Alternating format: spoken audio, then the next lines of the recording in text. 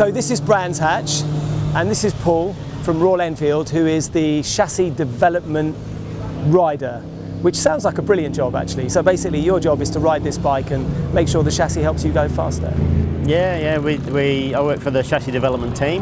There's 4 engineers and me, and we're responsible for brakes, chassis geometry, tyres, wheels, anything to do with the outside the engine, even a little bit to do with engine gearing and that sort of thing. We have a bit of a hand in, but yeah, it's definitely the best job in the world as far as I'm concerned. Brilliant. Well, this bike and its cousin, which is parked over there somewhere, came to Bike Shed Festival last year. And obviously it's a 650 Royal Enfield, the Continental GT, and basically you guys just smashed it and won pretty much every race. So, and everybody was like, well, what have they done to this bike?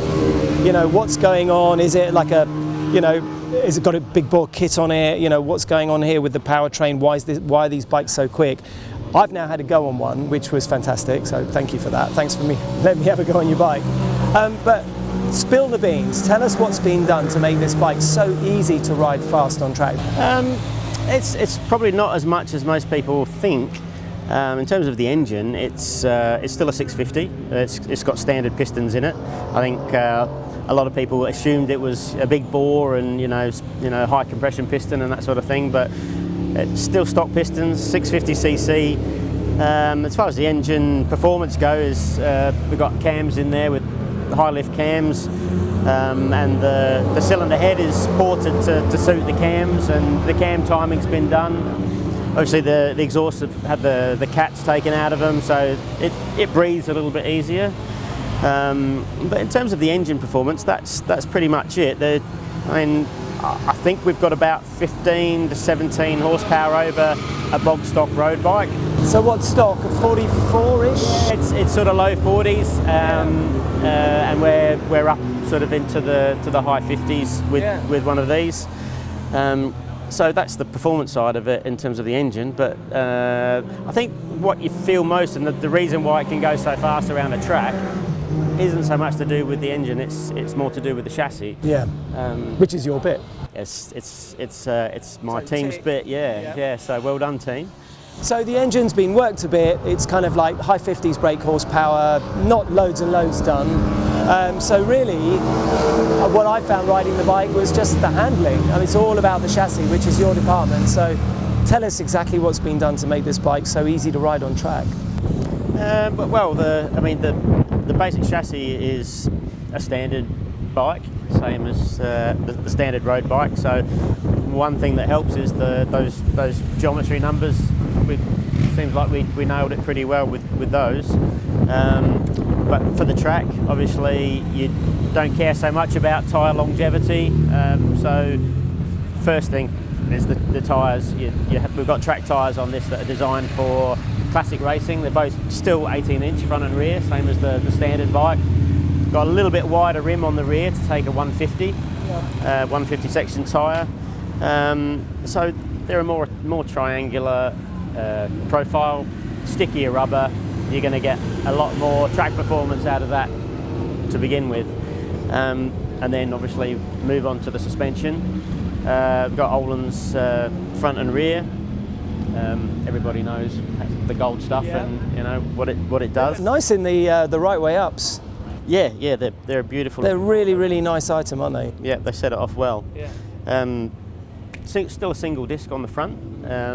We've got the 4-pot caliper on the front instead of the standard 2-pot caliper, so you got a little bit more performance there. It's small increments everywhere, really. But I guess the biggest thing is the fact that you've got more lean angle because you've got triangular profile tyres. You've got more support. You've got height. The bike sits a little bit higher because it's supported by stiffer springs and heavier damping. So you've got more cornering clearance and you've got more confidence on the edge of the tyre. So that all adds up to a bike that's easy to ride through the middle of the corner fast, and that's where you get your lap times out of a bike like this. I mean, certainly put a quick rider on it, quicker than me, and you guys completely cleaned up. I mean, it was amazing, and everybody really thought there was so much more involved. I mean, it shows actually you know, I've ridden the standard bike around the track as well, and obviously it doesn't have the sticky tyres, and the suspension's a lot softer, and it's much harder to get that feedback. But yeah, I mean, it's, you know, it's still a really basically good bike. You're just starting with a machine that's very, very easy to ride, and you've just made it really easy to predict. Actually, I think when really proper riders, not people like me, I'm just a normal punter, talk about feedback and knowing what the bike is doing on the tarmac and where the grip is, I think this is the first time I've really experienced that at that level, because I'm not thinking about the power, I'm only thinking about the handling and the chassis. And suddenly I felt that you could just lean a bit more, brake a bit later. You know, I felt like I knew exactly what the bike was doing, so you've done an amazing job of it. And it looks fantastic. So are you going to be able to persuade the bosses that you guys really need to do a fairing and clip-on kit? Well, everybody at Royal Enfield would love to see something like this be available as widely as possible, because you know, they just look fantastic, and it's a great banner for the mark. Having bikes like this going around track days, and it'd be great to see a lot more out on the road as well that are similar to this. Well, how about an under 25 or an under 30 little race cup? It's limited edition series, must be quite a cheap way to go racing. I would love to see a GT Cup. Yeah, that would be brilliant. Yeah, I think get to go fast and look cool. Yeah. Well, you talk them into it, I'll sign up. Brilliant. I think it's absolutely fantastic. I mean, I've really enjoyed riding the bike, and I'm not the quickest of riders, and the older I get, the slower I get. But I really enjoyed this bike. So well done, and thanks very much. No worries. Pleasure. Just glad I didn't break it. So I haven't been able to pull myself away from this this track-prepped Continental GT 650, but I am now joined by the legendary Lester Harris, who is the man whose name is on the tank, and who's been running with your brother? Brother and another partner, Steve Bayford. It's Harris Performance for 45 years. 45 years, yeah. And I mean, you know, for me, Harris Performance has always been about performances and chassis and trick bits. Tell us about the relationship between Harris now and Royal Enfield, and how that's contributed to this bike and the standard GT. What happened was we, apart from producing our own product, we have always historically done a load of development work for major manufacturers. And we did some work for Royal Enfield, which they were very happy with. And one thing led to another, and eventually they made us an offer we couldn't refuse. And so we became part of Royal Enfield, although we run as a self-contained separate entity. And normally what we do is we work on the initial design and the initial prototyping for the production bikes or the bikes that are being in development for production. So this project was really right up our street, because much as doing pure road bikes is very interesting, this is a bit more competition orientated, and we didn't have to worry so much about costing it to the last penny, because it's not going in production, and we could make the bike a little bit more focused. And the really good thing about this project from our point of view was we were working with pretty well all the departments within Royal Enfield, the styling department, product development department, the test team, the engine development people, and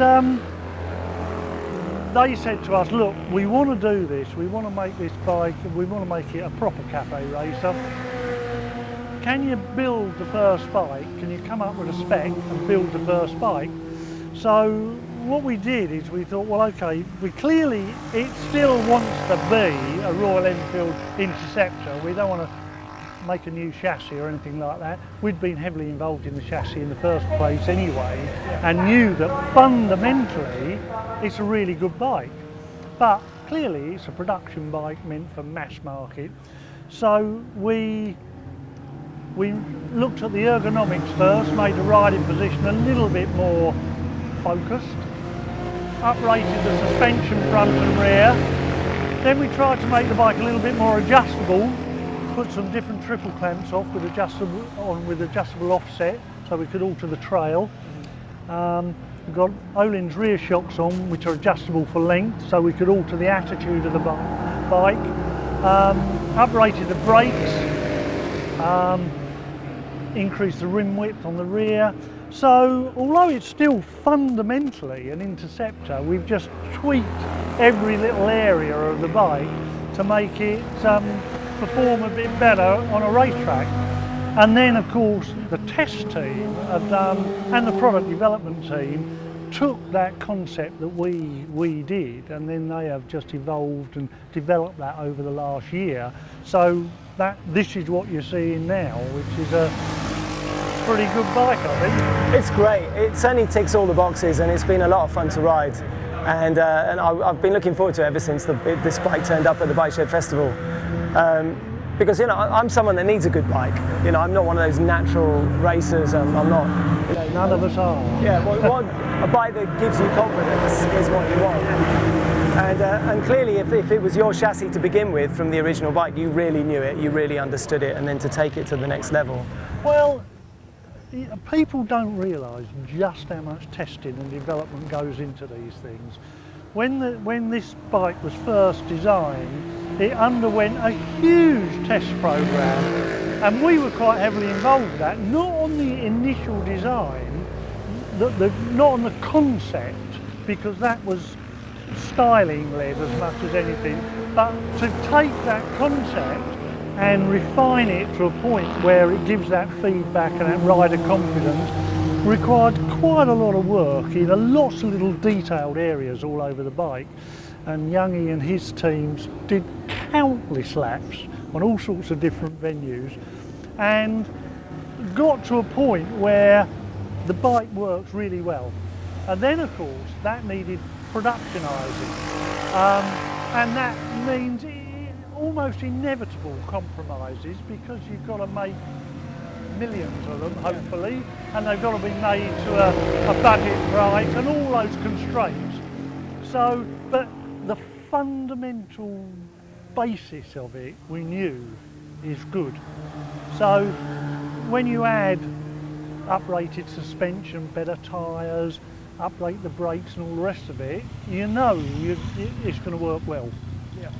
So that's the route we took. Well, it certainly does. And would I be right in hoping and thinking that you guys are working on lots more stuff going forward, and with new things to look forward to from Harris and Royal Enfield? When we first started working with Royal Enfield, the original idea was that this type of thing was going to be done much more quickly. But in the event, getting all the new products homologated, tested in production, all took quite a long time, and consequently these derivatives got pushed to the back of the queue a little bit. But the Design Technology Centre is up and running, it's fully manned now, things are running as they should be running, and now there is a lot more thought being put to doing more of this type of thing. But you need the basic bike first. Yep, you've got to have that bike, you've got to have it sorted, in production, hassle-free, before you can start doing this sort of thing. So yeah, I think there's more to come. Good, well that's good to hear. And then the other thing, the final question for me, which is really a statement more than a question, but I guess if you want to buy yourself a new cafe racer and then turn it into a project bike and start uprating it and doing things yourself, especially with components you can buy, this seems to me like it would be a really good platform for that. I would say it would be. I mean, those sort of marketing decisions are not my area of responsibility, but I mean, if you start with a fundamentally sound bike, there's not much you can't do really. And this is evidence really, because this wouldn't be that expensive to do, to be honest. Not when you consider the price of lots of bikes that are on the market today, £20,000. I mean, you're starting with a £5,000 or £5,500 motorcycle. Even if you doubled that, you're still not an expensive motorbike, but you've actually got a really individual, nice bike. And also I think it shows that if you do throw some good money at a bike like this, actually it's worth it. The outcome is a worthwhile outcome. I've had conversations with with custom builders in the past where someone's bought a really crummy bike and they've thrown thousands of pounds at it, and I said, you've just made a crap bike really expensive. But this isn't one of those. This is definitely a platform that's definitely worth playing with. I think the thing is to understand what you're doing and put decent product on it, and everything's got to match, because what you're looking for is a balanced package. That's the thing really, and that's what we've striven to get with this. You know, it's not a super bike, it's not going to rival an R1, but as a fun bike to ride which gives you lots of feedback, makes you feel safe, makes you feel you can go fast safely, it's quite achievable. And yeah, well, I think everyone at Royal Enfield is very happy with it. No, good, and it looks nice too. So good job, well done. Okay, thank you. Thank you very much.